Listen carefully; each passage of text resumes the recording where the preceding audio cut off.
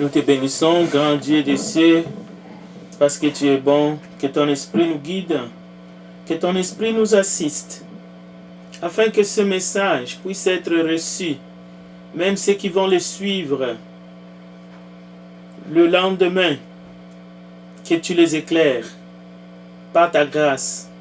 Nous te le demandons, Père, au nom de Jésus-Christ, notre Seigneur. Amen. La doctrine des branhamistes et aussi d'une certaine dénomination issue de l'église que Branham a fondée. Une dénomination appelée Église chrétienne, mais qui enseigne la fausse doctrine, soi-disant Jésus-Christ en trois. Cela signifie que Jésus seul, Jésus est lui-même le Père, Jésus est lui-même le Fils. Cet enseignement est contraire aux Écritures et à la doctrine du Seigneur. C'est ce que nous allons voir ensemble à travers les Écritures saintes. Nous affirmons, selon les Écritures et de la bouche même du Seigneur, que Jésus-Christ n'est pas le Père.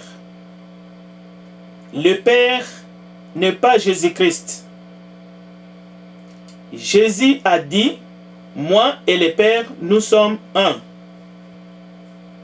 Il a dit à Philippe, celui qui m'a vu a vu le Père.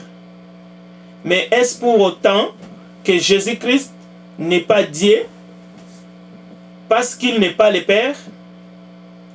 Est-ce pour autant Jésus n'est pas de la nature divine parce qu'il n'est pas le Père? Est-ce parce que le Père n'est pas le Fils? Cela enlèverait au Père sa nature divine? La réponse est non. Le premier texte que nous allons regarder ensemble, chers frères, pour enlever toute forme de controverse et aussi dénoncer cette fausse doctrine qui est enseignée par les branhamistes, mais aussi par l'Église chrétienne, qui est issue de l'Église que Branham a fondée, parce que nous appartenons à l'Église que Jésus-Christ a fondée. Jean chapitre 10, à partir du verset 11. Tout ce que nous allons voir maintenant se trouve dans les Écritures. Je suis le bon berger. Le bon berger donne sa vie pour ses brebis. Mais le mercenaire qui n'est pas le berger et à qui n'appartient pas les brebis voit venir les loups, abandonne les brebis et prend la fuite. Et les loups les ravit et les dispersent. Le mercenaire s'enfuit parce qu'il est mercenaire et qu'il ne se met point en peine des brebis. Je suis le bon berger. Je connais mes brebis, elles me connaissent. Verset 15. Jean 10, 15. Comme le Père me connaît et comme je connais le Père. C'est ici que les théologiens, avec la sagesse humaine, se perdent ou essaient de tordre les Écritures. Parce que Jésus déclare ce qui est vrai. Il dit, comme le Père me connaît et comme je connais le Père. Et je donne ma vie pour mes brebis. J'ai encore d'autres brebis qui ne sont pas de cette bergerie. Celles-là, il faut que je les amène. Elles attendront ma voix. Et il y aura un seul troupeau, un seul berger. Le Père m'aime parce que je donne ma vie afin de la reprendre. Personne ne me l'ôte, mais je la donne de moi-même. J'ai le pouvoir de la donner et j'ai le pouvoir de la reprendre. Tel est l'ordre que j'ai reçu de mon Père. Il y eut de nouveau, à cause de ces paroles, division parmi les Juifs. Plusieurs d'entre eux disaient, il a un démon, il est fou. Pourquoi l'écoutez-vous? Aujourd'hui encore, il y en a qui entendent la parole de Dieu et peuvent utiliser des paroles comme ces gens. Ils sont troublés. Mais ici, au moins, ces gens déclaraient publiquement parce qu'ils ne comprenaient pas ce que Jésus disait de lui-même. C'est pour cela qu'il lui attribue d'abord d'être possédé par un démon, ensuite qu'il est atteint de la folie. Et pourquoi il fallait l'écouter? Pourquoi ces paroles durent contre, loin de Dieu? C'est ça que nous devons comprendre. D'autres disaient, ce ne sont pas les paroles d'un démoniaque, un démon. Peut-il ouvrir les yeux des aveugles? On célébrait à Jérusalem la fête de la dédicace, c'était l'hiver. Et Jésus s'est promené dans les temples, écoutez bien, dans les temples sous les portiques de Salomon. Verset 24, Jean 10, 24 pour ceux qui nous suivent. Les Juifs l'entourèrent et lui dirent, jusqu'à quand tiendras-tu notre esprit en suspense? Si tu es le Christ, dis-le-nous franchement.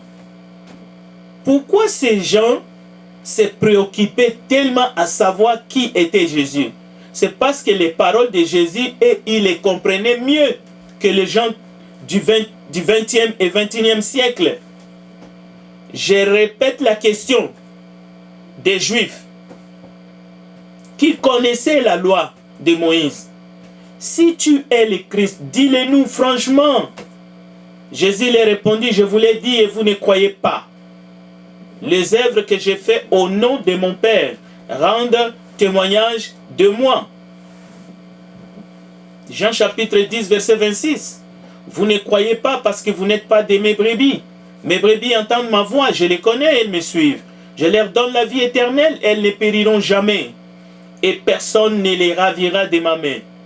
Écoutez bien, mon Père qui me les a donnés est plus grand que tous.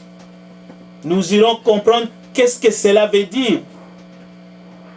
Jésus affirme que son Père qui lui a donné est plus grand que tous et personne ne peut les ravir de la main de mon Père. Mais écoutez le verset 30. Moi et le Père, nous sommes un. Jésus affirme.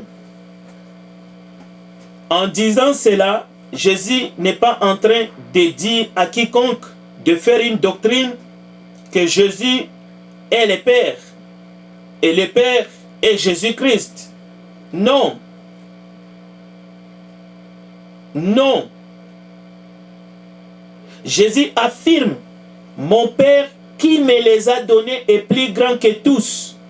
Est-ce que parce que Jésus affirme ici que son Père est plus grand que tous, cela enlève la divinité de Jésus-Christ? La réponse est non.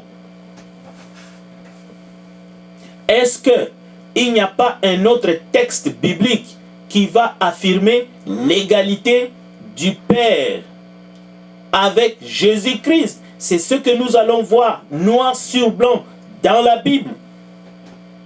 Est-ce que le passage de Jean 10, 31 qui dit « Mon Père qui me les a donnés est plus grand que tous » va aller annuler les textes bibliques où l'égalité du Père avec les Fils est établie dans les Écritures? Non.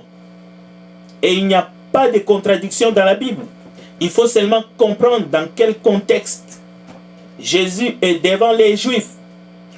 Ici, la parole est incarnée dans la chair. Une chair, bien que Jésus n'a pas péché,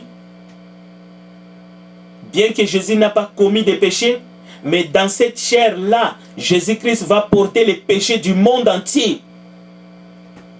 Et il va mourir sur la croix. Mais lorsqu'il est ressuscité, il est ressuscité avec un autre corps. Mais cela ne veut pas dire qu'en ressuscitant avec un corps, un autre corps, un corps incorruptible, c'est-à-dire un corps avec lequel il ne pouvait plus porter les péchés du monde entier et mourir sur la croix comme un vil malfaiteur. Cela transforme Jésus-Christ à son Père. Mais quand même, Jésus affirme au verset 30, ce n'est pas moi qui l'ai dit, Jean chapitre 10 verset 30, c'est Jésus qui dit, moi et le Père, nous sommes un. Nier ces textes, c'est contester contre la vérité. Écoutez le verset 31. Alors les Juifs prirent de nouveau des pierres pour les lapider. Pourquoi les Juifs veulent les lapider? C'est parce qu'ils comprennent qu'est-ce que Jésus est en train de dire. Jésus leur dit, je vous ai fait voir plusieurs bonnes œuvres venant de mon Père, pour laquelle me lapidez-vous? Les Juifs lui répondirent, ce n'est point pour une bonne œuvre que nous te lapidons, mais pour un blasphème. Écoutez bien. Et parce que toi, écoutez bien, et parce que toi, qui es un homme, tu te fais Dieu. Ni plus ni moins. Écoutez l'accusation. Cela veut dire, les gens du 21e siècle que nous sommes, les branhamistes et les gens qui sont sortis de l'église chrétienne, qui prêchent la doctrine de Jésus seul, ne comprennent pas les Écritures. Mais les Juifs comprenaient. Lorsque Jésus disait, moi et le Père, nous sommes un, et ils comprenaient. Lorsque Jésus disait, je suis le Fils de Dieu, les Juifs comprenaient qu'à travers ces paroles, Jésus était en train de dire qu'il était l'égal de Dieu. D'ailleurs, nous allons lire encore dans la Bible. Mais le même Jésus qui était Dieu, la parole était avec Dieu et la parole était Dieu, il va se rabaisser. Il va se rabaisser en venant sur la terre et il va se rabaisser jusqu'à la mort sur la croix. Mais qu'est-ce qui va se passer après? Il va être souverainement élevé. Donc, Jésus leur répondit, écoutez bien, les Juifs lui répondirent, Jean 10, 33, ce n'est point pour une bonne œuvre que nous te lapidons, mais pour un blasphème. Parce que toi qui es un homme, tu t'es fait Dieu. C'est clair, souligné dans votre Bible. Jésus leur répondit, n'est-il pas écrit dans votre loi, j'ai dit, vous êtes des dieux?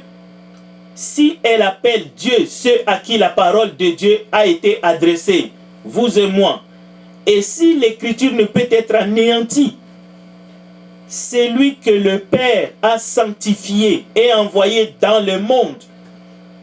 Donc, le Père n'est pas Jésus, Christ, mais c'est lui que le Père a sanctifié et envoyé dans le monde. Vous lui dites, tu blasphèmes.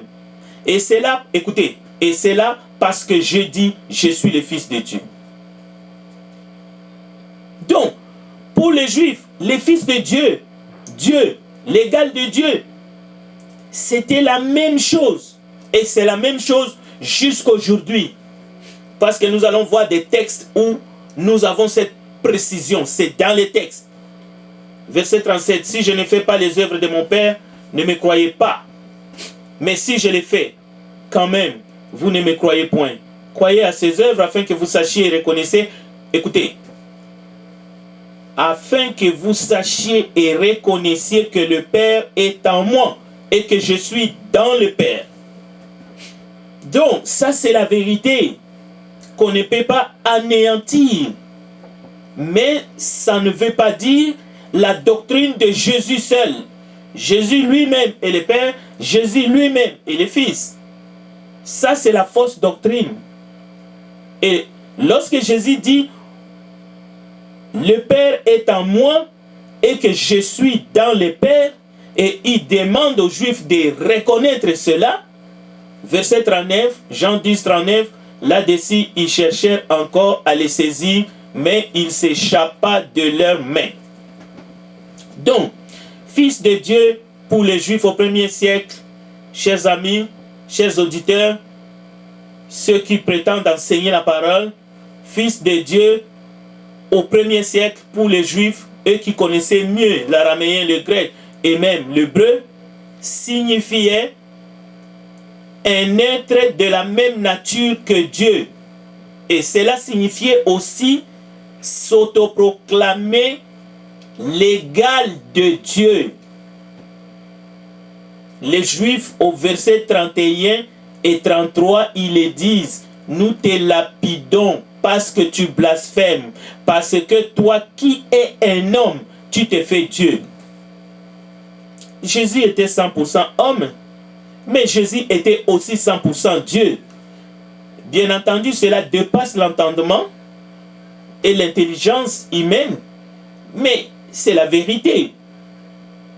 Là-dessus, ils cherchaient encore à les saisir, mais il s'échappa de leurs mains. Pourquoi ils voulaient les saisir? Fils de Dieu signifie de la même nature que Dieu, l'égal de Dieu. Mais pour les incrédules du siècle présent, ceux qui se perdent, fils de Dieu signifie, en tout cas, pas du tout Dieu, moins que Dieu, un prophète comme Moïse, un médiateur, ça passe, un souverain sacrificateur, comme il y en avait.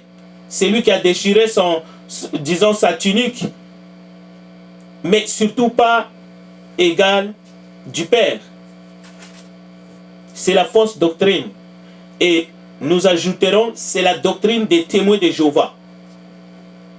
La Bible s'interprète elle-même. Au verset 33, les Juifs ont vu juste. Ils ont compris exactement ce que Jésus leur disait en disant, moi et le Père, nous sommes un, ou en disant, je suis le Christ, le Fils de Dieu. Et les Juifs ont dit à Jésus, nous ne te lapidons pas pour une bonne œuvre, mais parce que toi qui es un homme, tu te fais Dieu.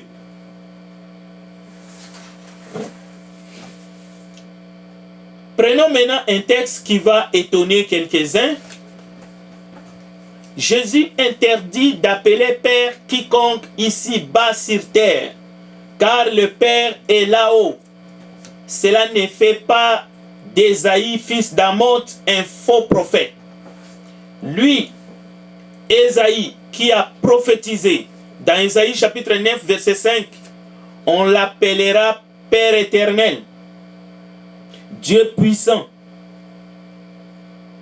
Mais Jésus-Christ, qui est venu accomplir la loi en affirmant plusieurs fois dans Matthieu chapitre 5, vous avez entendu qu'il a été dit par les anciens, mais moi je vous dis, il va aussi en quelque sorte accomplir la prophétie d'Ésaïe chapitre 9 verset 5.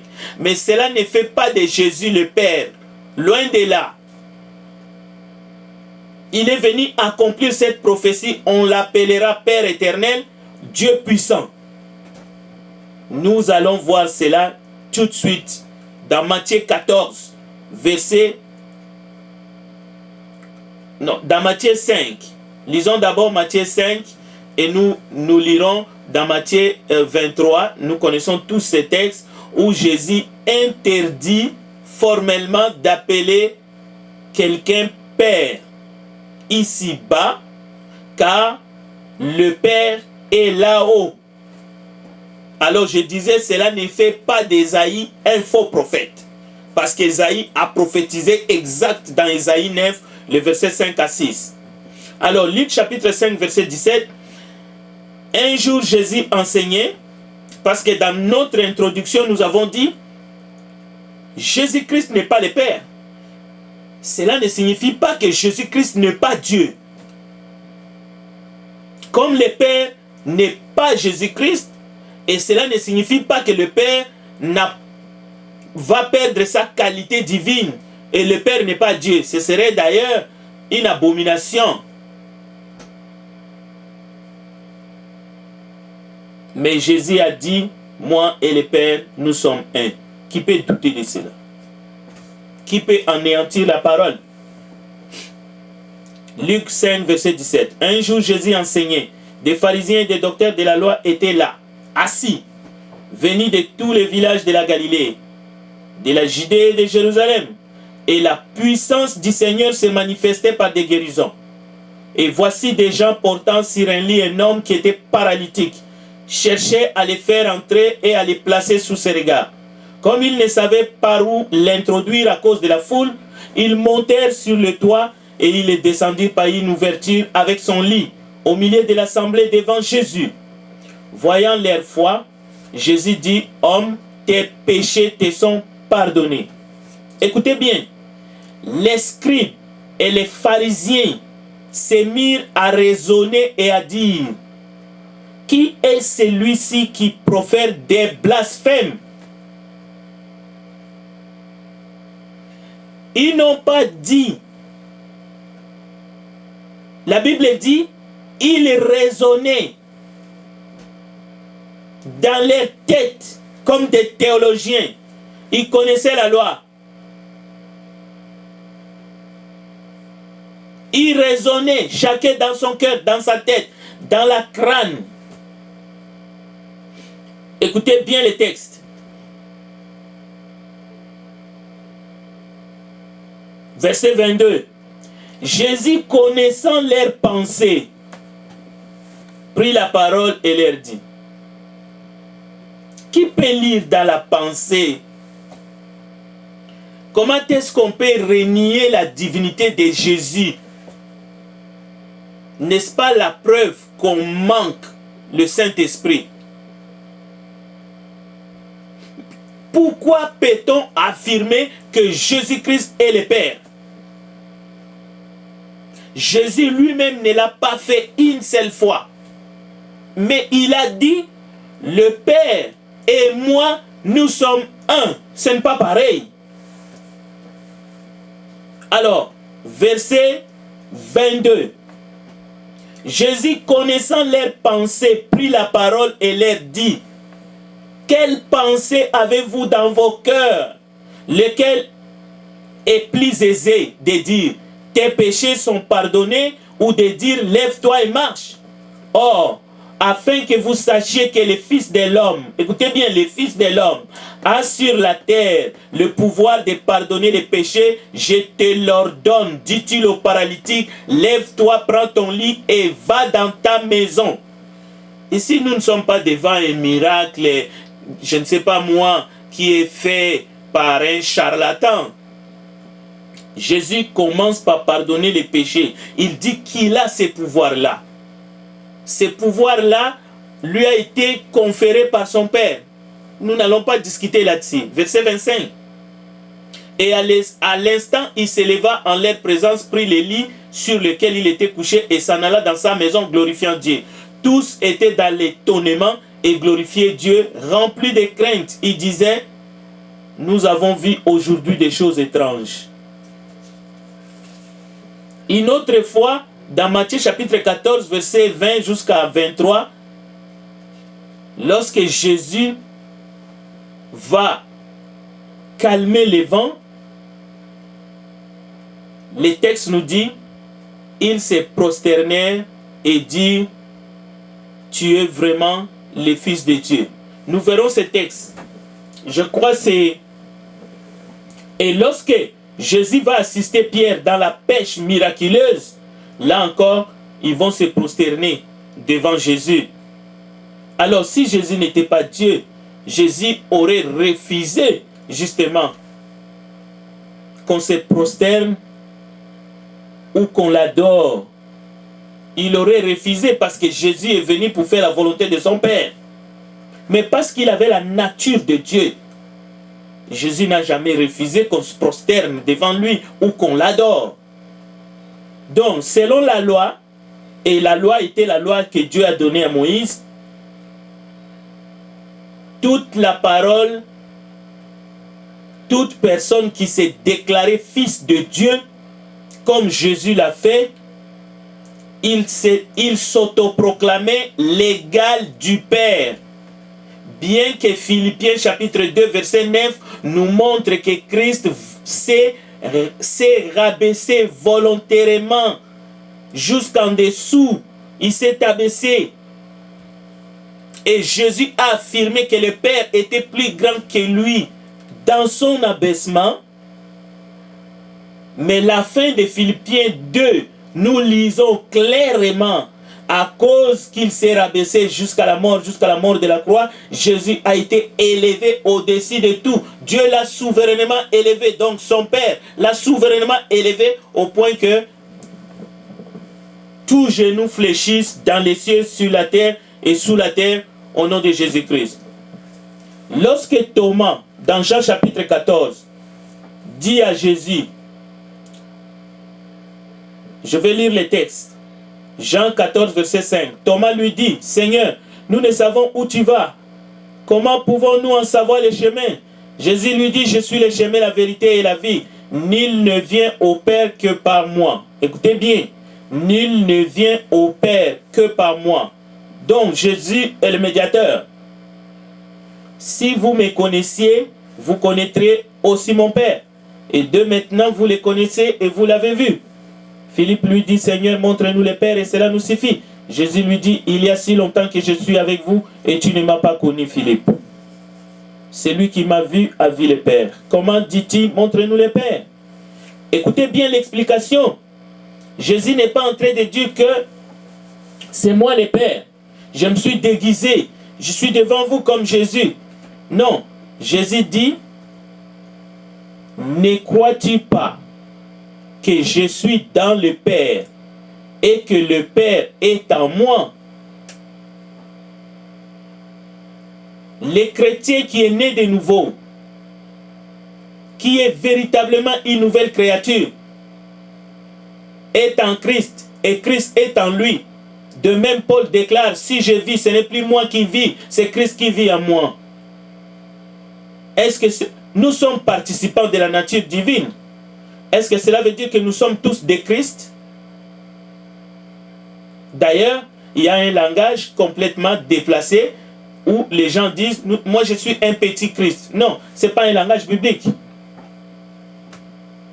Mais la présence de Jésus-Christ auprès de son Père, d'éternité en éternité, nous verrons que Jésus-Christ est le même hier, aujourd'hui et éternellement. De même, le Père, Dieu est immuable, Dieu ne change point. Mais il n'y a pas trois dieux. L'Esprit de Dieu s'est mouvé au-dessus des eaux. L'Esprit de Christ, l'Esprit de Jésus-Christ. Donc, le Dieu unique, le Dieu seul, il s'est révélé dans sa parole. D'abord, dans la création comme étant le Père, dans la rédemption aussi. Dieu est venu parmi nous par son Fils Jésus-Christ. Et le Saint-Esprit est venu en tant que consolateur pour nous enseigner, pour nous convaincre. Et tour à tour, vous allez voir, il y a des textes bibliques clairement qui déclarent dans le Nouveau Testament, nous verrons que ils seront enseignés par Dieu. D'ailleurs, Jésus-Christ est venu dans ce monde. Il a enseigné la parole de Dieu à Jérusalem et partout où il allait. Et nous avons les enseignements de Jésus dans la Bible. Et quand le Saint-Esprit viendra, les consolateurs, Jean chapitre 16, qu'est-ce qu'il fera? Il vous enseignera. Donc, il y a un seul Dieu, un seul Seigneur, comme il y a une seule Église, un seul Esprit. Jésus-Christ leur répondit dans Jean 14, verset 43, « Ne murmurez pas entre vous, nul ne peut venir à moi si le Père qui m'a envoyé ne l'attire. » Mettez côte à côte Jean 14, verset 6.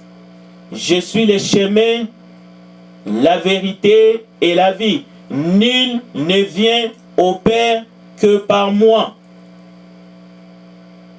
Cela veut dire, si on classe, on classifie, nul, un, ne peut venir au Père que par Jésus-Christ. Cela veut dire que nul c'est un, Jésus-Christ c'est deux, le Père c'est trois. Nul ne peut venir au Père que par moi. Mais maintenant, regardez ici au verset 44 du même chapitre, Jean 14, 44. Nul ne peut venir à moi si le Père ne l'attire. Cela veut dire que c'est le Père qui commence à attirer Et ensuite, nul, la personne, va venir à Jésus. Et Jésus continue. Et je les ressusciterai au dernier jour.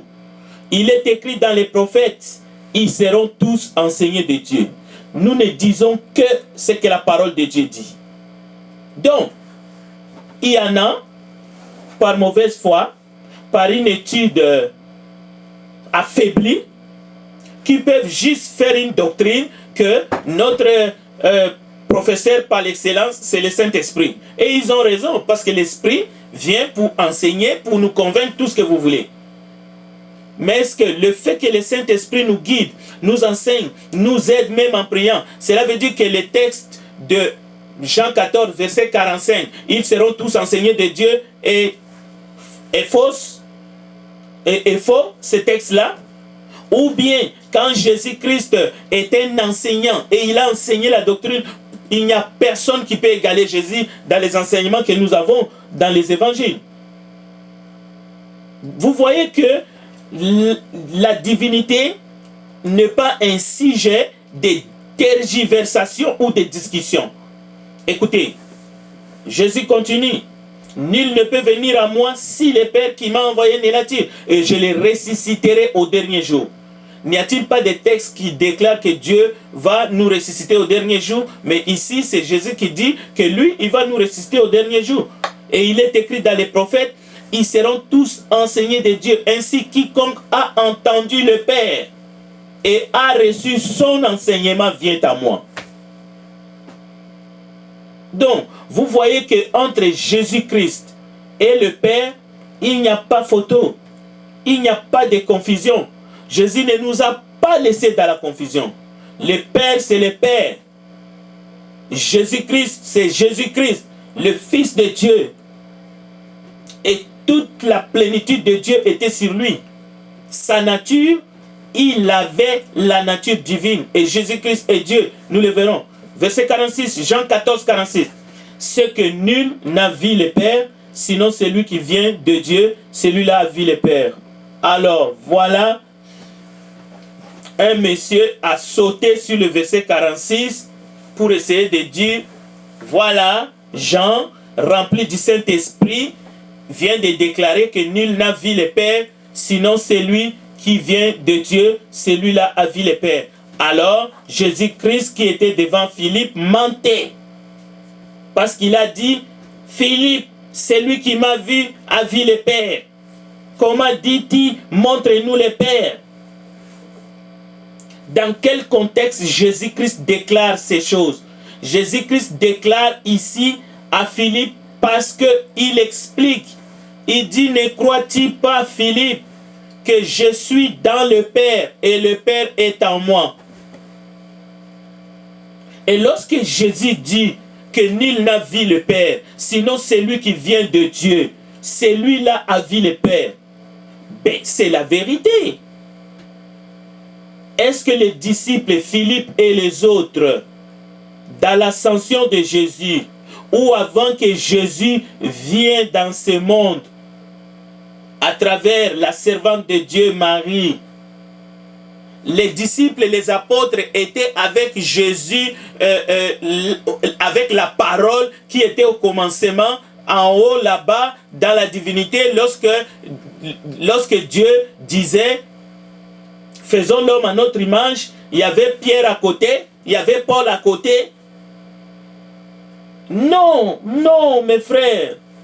Pourquoi le diable essaie de vous séduire?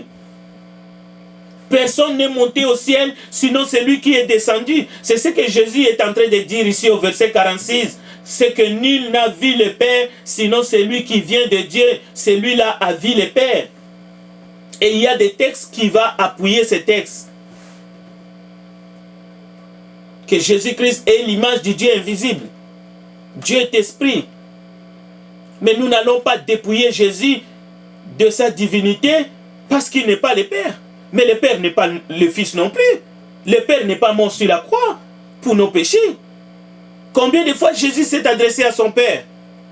Est-ce que parce que Jésus n'est pas le Père, donc Jésus n'est pas Dieu? Ça, c'est l'hérésie, mais la plus totale. Écoutez, en vérité, je vous l'ai dit, je lis le verset 47 de Jean 14. Celui qui croit en moi a la vie éternelle. Je suis le pain de Dieu. Je suis le pain de vie. Vos pères ont mangé la manne dans le désert et ils sont morts. C'est ici le pain qui descend du ciel, afin que celui qui en mange ne meure point. Écoutez, je suis le pain vivant qui est descendu du ciel. Si quelqu'un mange de ce pain, il vivra éternellement. Et le pain que je donnerai, c'est ma chair, que je donnerai pour la vie du monde. Écoutez, là-dessus, les Juifs disputaient entre eux, disant, comment peut-il nous donner sa chair à manger? Jésus leur dit, en vérité, je vous l'ai dit, si vous ne mangez la chair du Fils de l'homme, et si vous ne buvez son sang, vous n'avez point la vie en vous-même. Celui qui mange ma chair et qui boit mon sang a la vie éternelle, et je le ressusciterai au dernier jour. Car ma chair est vraiment une nourriture et mon sang est vraiment un breuvage. Au verset 60, plusieurs de ses disciples, après l'avoir entendu dire cette parole est dure, qui peut l'écouter? Jésus, sachant en lui-même que ses disciples murmuraient à ce sujet, leur dit, cela vous scandalise-t-il? Écoutez bien, le verset 62. Et si vous voyez le Fils de l'homme monter où il était auparavant. Donc vous comprenez maintenant que Jésus-Christ, le Fils de Dieu, lorsque nous disons qu'il est Dieu, nous ne sommes pas en train de dire qu'il est le Père. Le verset 63, c'est l'esprit qui vivifie, la chair ne sert de rien. Jésus ne dit pas, et si vous voyez le Fils de l'homme monter où il était auparavant comme le Père, je vais retourner dans ma peau du Père. Il n'a jamais dit ça. Ça, c'est le branhamisme et l'église chrétienne qui enseigne cette fausse doctrine. Jésus en trois. Il est lui-même le Père, il est lui-même le Fils, et même il est lui-même le Saint-Esprit, ainsi de suite. Non. Écoutez bien. Car Jésus savait dès le commencement qui étaient ceux qui ne croyaient point, et qui était celui qui les livrait. Et il ajouta, c'est pourquoi je vous ai dit que nul ne peut venir à moi. Écoutez bien. Si cela ne lui a été donné par le Père, où est-ce que Jésus est en train de fusionner dans l'essence avec son Père? Non, ce n'est pas parce qu'il dit moi et le Père nous sommes un qu'on va tomber dans la doctrine de la fusion. Même les Juifs n'ont pas compris Jésus de cette façon. Dès ce moment, plusieurs de ses disciples se retirèrent et ils n'allaient plus avec lui. Jésus donc dit aux 12, et vous, ne voulez-vous pas aussi vous en aller? Simon-Pierre lui répondit, Seigneur, à qui irions-nous? Tu as les paroles de la vie éternelle, et nous avons cru et nous avons connu que tu es le Christ, le Saint de Dieu. Ah, là, pour les Juifs, encore une fois, Pierre est en train de confesser Jésus, pas comme étant le Père, mais comme étant Dieu et l'égal de Dieu, lui qui est un homme. Jésus leur répondit, n'est-ce pas moi qui vous ai choisi, vous les 12, et l'un de vous est un démon. Il parlait de Judas Iscariote, fils de Simon, car c'était lui qui devait les livrer, lui, l'un des 12. Jésus dit encore à ses disciples, je vous ai dit ces choses pendant que je demeure avec vous. Mais le consolateur, écoutez bien, l'Esprit Saint que le Père enverra en mon nom, vous enseignera toutes choses et vous rappellera tout ce que je vous ai dit. Voilà. Nous allons dans Jean 16. Je vous ai dit ces choses afin qu'elles ne soient pas pour vous une occasion de chute. Lorsque nous parlons de Jésus, Jésus devient une pierre d'achoppement pour ceux qui veulent l'étudier comme on étudie, je ne sais pas moi quoi, une nouvelle voiture qui vient de sortir et qui est à la mode. Écoutez Jésus, dans Jean 16, verset 2, ils vous excluront des synagogues, et même l'heure vient où quiconque vous fera mourir croira rendre un culte à Dieu. Et ils agiront ainsi parce qu'ils n'ont connu ni le Père ni moi. Il n'y a pas de confusion possible. L'enseignement de Jésus est clair et net. Nous ne sommes pas de ceux qui se perdent dans les prophéties. Je vous ai dit ces choses afin que lorsque l'heure sera venue, vous vous souveniez que je vous les ai dites. Je ne vous en ai pas parlé dès le commencement parce que j'étais avec vous. Donc Jésus enseignait en processus au fur et à mesure ses disciples. Écoutez, maintenant je m'en vais vers celui qui m'a envoyé et aucun de vous ne me demande où vas-tu. Mais parce que je vous ai dit ces choses, la tristesse a rempli votre cœur. Cependant, je vous dis la vérité. Il vous est avantageux que je m'en aille. Car si je ne m'en vais pas, le consolateur ne viendra pas vers vous. Mais si je m'en vais, je vous l'enverrai. Ici, Jésus dit, c'est lui qui va envoyer le consolateur. Mais, dans un autre texte, il dit, je prierai le Père, et le Père vous enverra le Saint-Esprit. Il n'y a pas de contradiction. Parce que dans la divinité, il n'y a que l'harmonie. Et quand il sera venu, il convaincra le monde en ce qui concerne le péché, la justice et le jugement. En ce qui concerne le péché, parce qu'il ne croit pas en moi. Croire en Jésus, c'est croire en lui en tant que fils de Dieu. Et cela signifie qu'il a la nature divine, il est Dieu. C'est croire au Père, c'est croire au Saint-Esprit, c'est croire dans toute la parole de Dieu telle que l'Esprit a inspiré ceux qui nous ont parlé de la part de Dieu. Et non choisir là où on croit, là où on ne croit pas, ainsi de suite, et on essaie de tordre la parole comme on veut, parce que, au fait, on croit au judaïsme, et non à la parole de Dieu, et non à l'église que Jésus a fondée lui-même. Jésus dit, quand le consolateur sera venu, l'esprit de vérité, il vous conduira dans toute la vérité. Voilà encore une fois une vérité qui va faire transpirer quelques-uns. Le consolateur vous conduira dans toute la vérité. Est-ce que Jésus-Christ n'est pas le chemin, la vérité et la vie? Il n'est pas la lumière du monde. Il n'est pas venu pour que nous ne marchions plus dans les ténèbres.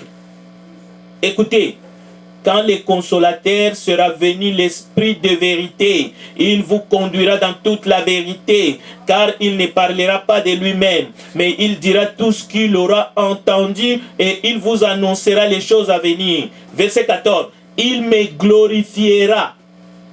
Il y a des gens glorifiés, Jésus c'est un problème. Mais il n'y a aucun problème lorsque nous glorifions le Père. Mais Jésus dit, le Saint-Esprit le glorifiera. Maintenant, toi, un être mortel, comment peux-tu douter une seule fois de vous prosterner devant Jésus? Le Saint-Esprit me glorifiera parce qu'il prendra, écoutez, il prendra de ce qui est à moi. Mais si on avait écrit ici, il prendra de ce qui est au Père. Mais il n'y a pas de problème. Mais cela ne veut pas dire que nous sommes en train de confondre les pères et les fils. Non. Il prendra ce qui est à moi et vous l'annoncera. Écoutez, tout ce que le Père a est à moi. C'est pourquoi j'ai dit qu'il prend. Jésus expliquait ce qu'il disait. Il dit, il me glorifiera parce qu'il prendra de ce qui est à moi et vous l'annoncera. Tout ce que le Père a est à moi. C'est pourquoi j'ai dit qu'il prend de ce qui est à moi et qu'il vous l'annoncera. Encore un peu de temps et vous ne me verrez plus.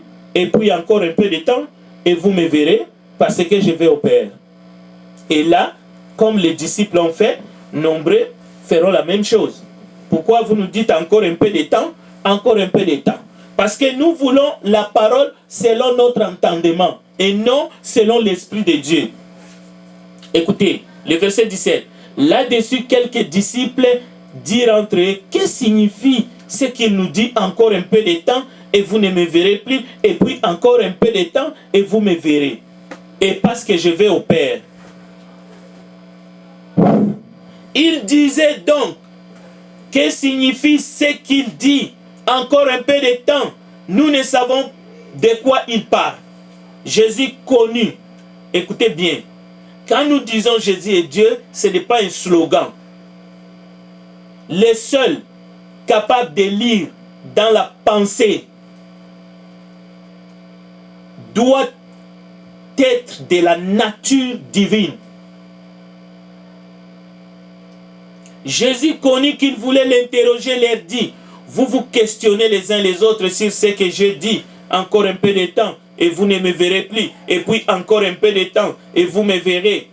En vérité, je vous le dis, vous pleurerez et vous vous lamenterez et le monde se réjouira. Vous serez dans la tristesse, mais votre tristesse se changera en joie. La femme, lorsqu'elle enfante, éprouve de la tristesse parce que son heure est venue. Mais lorsqu'elle a donné le jour à l'enfant, elle ne se souvient plus de la souffrance à cause de la joie qu'elle a de ce qu'un homme est né dans le monde. Vous donc aussi, vous êtes maintenant dans la tristesse, mais je vous verrai et votre cœur se réjouira et nul ne vous ravira cette joie. En ce jour-là, vous ne m'interrogerez plus sur rien. En vérité, je vous le dis, ce que vous demanderez au Père, il vous le donnera à mon nom. Jusqu'à présent, vous n'avez rien demandé à mon nom.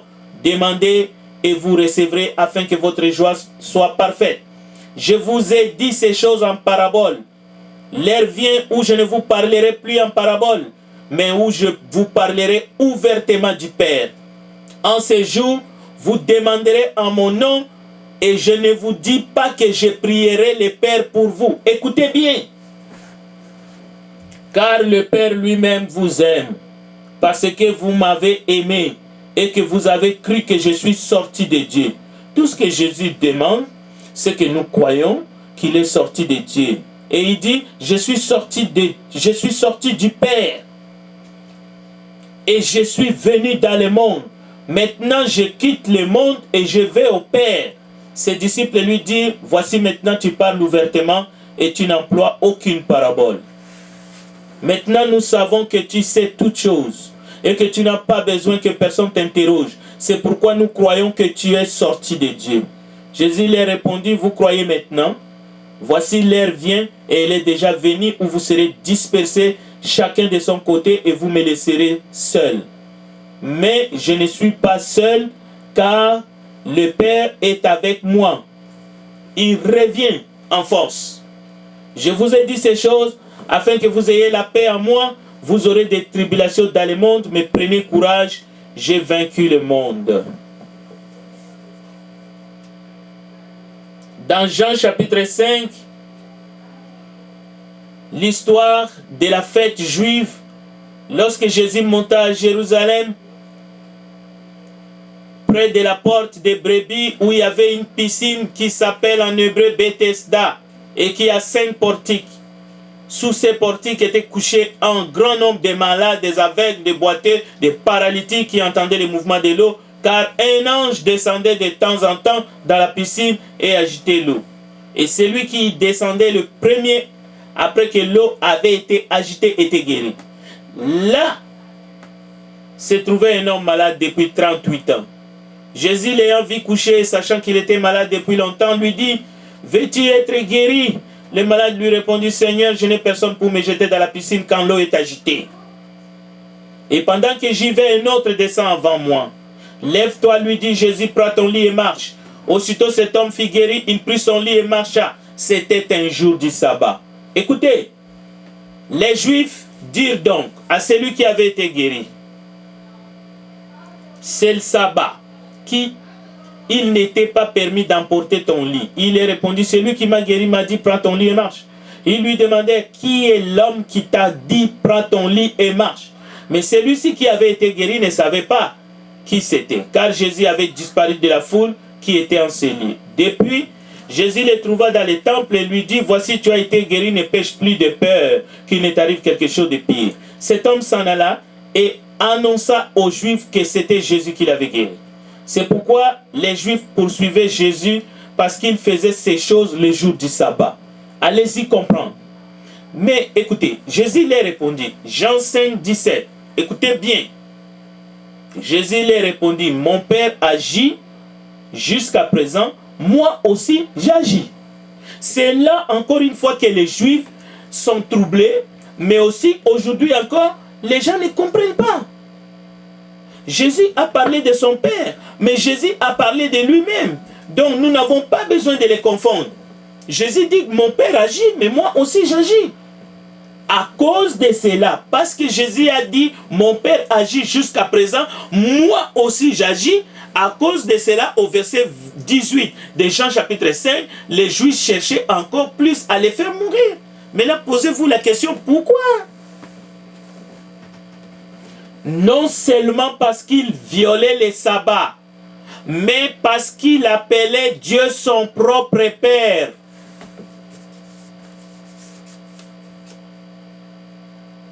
Je relis Jean chapitre 5, verset 18. Écoutons bien la parole de Dieu. Cette parole qui est esprit et vie. À cause de cela, les Juifs cherchaient encore plus à les faire mourir. Non seulement parce qu'ils violaient les sabbats, mais parce qu'ils appelaient Dieu son propre Père, se faisant lui-même égal à Dieu. Qu'est-ce qu'on a ajouté dans la parole de Dieu? Rien. Alors, appeler Dieu son propre Père signifiait que Jésus est le Fils de Dieu. C'est ça. Nous continuons. Et Jésus, en se désignant clairement comme étant le Fils de Dieu, en appelant Dieu son propre Père, pas comme nous le faisons aujourd'hui en disant Abba Père ou notre Père qui est aux cieux, c'est pas pareil. Jésus est le Fils unique de Dieu. Et en appelant Dieu son propre Père, Jésus se faisait lui-même égal à Dieu. Et pour les Juifs, c'était clair et net.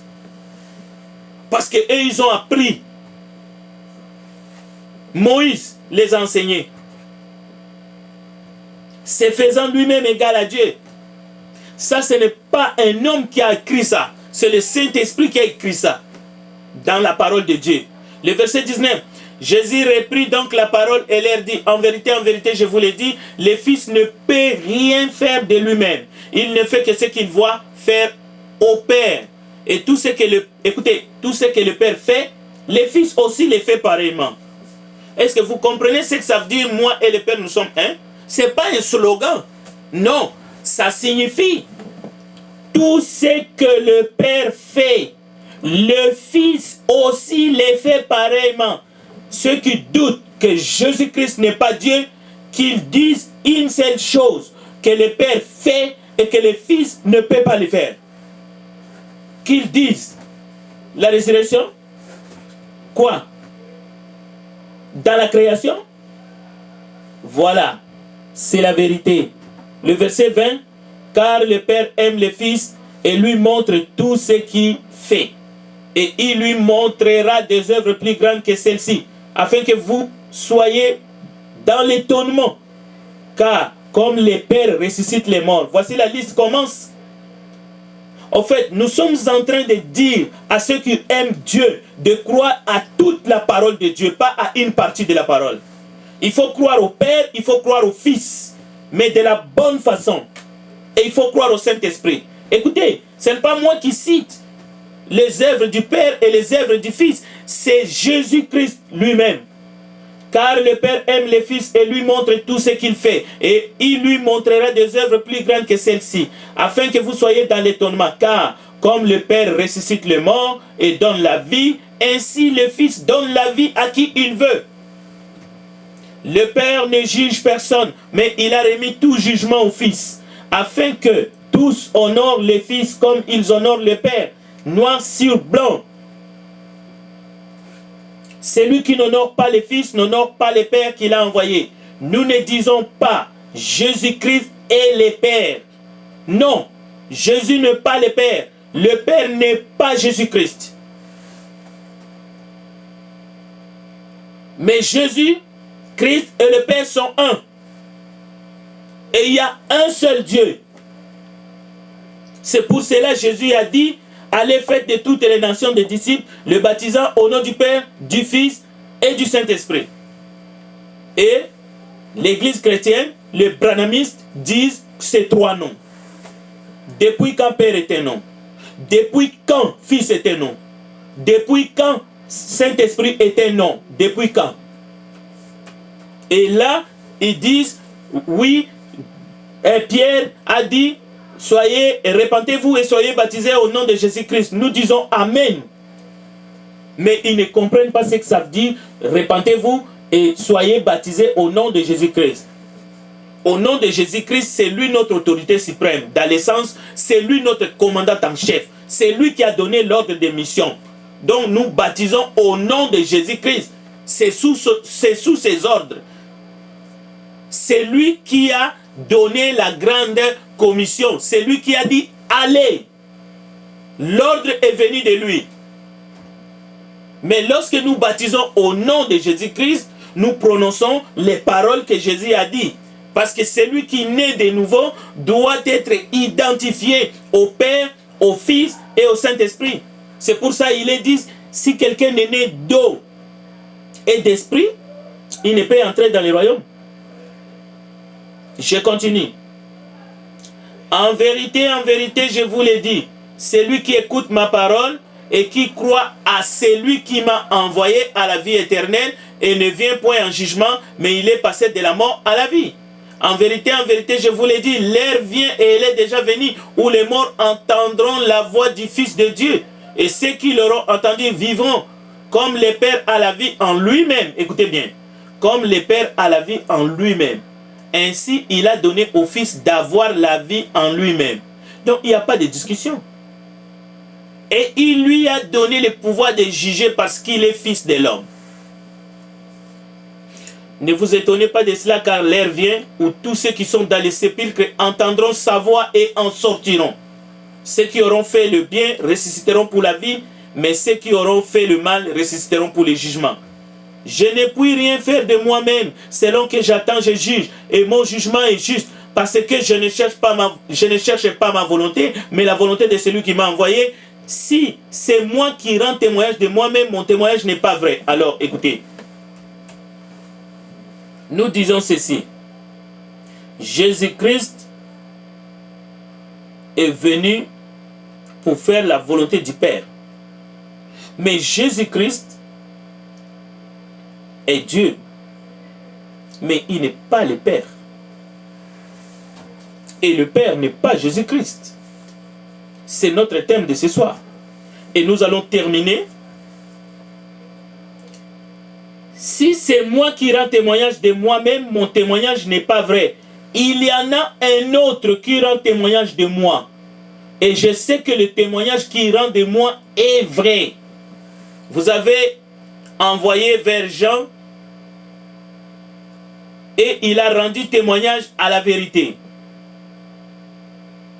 Pour moi, ce n'est pas d'un homme que je reçois les témoignages, mais je dis ceci, afin que vous soyez sauvés. Jean était la lampe qui brûle et qui luit, et vous avez voulu vous réjouir une heure à sa lumière. Mais moi, j'ai un témoignage plus grand que celui de Jean, car les œuvres que le Père m'a données d'accomplir, ces œuvres même que je fais témoignent de moi que c'est le Père qui m'a envoyé. Et le Père qui m'a envoyé a rendu lui-même témoignage de moi. Vous n'avez jamais entendu sa voix. Vous n'avez point vu sa face. Et sa parole ne demeure point en vous parce que vous ne croyez pas à celui qui l'a envoyé. Vous sondez les Écritures parce que vous pensez avoir en elles la vie éternelle. Ce sont elles qui rendent témoignage de moi. Et vous ne voulez pas venir à moi pour avoir la vie. Je ne tire pas ma gloire des hommes.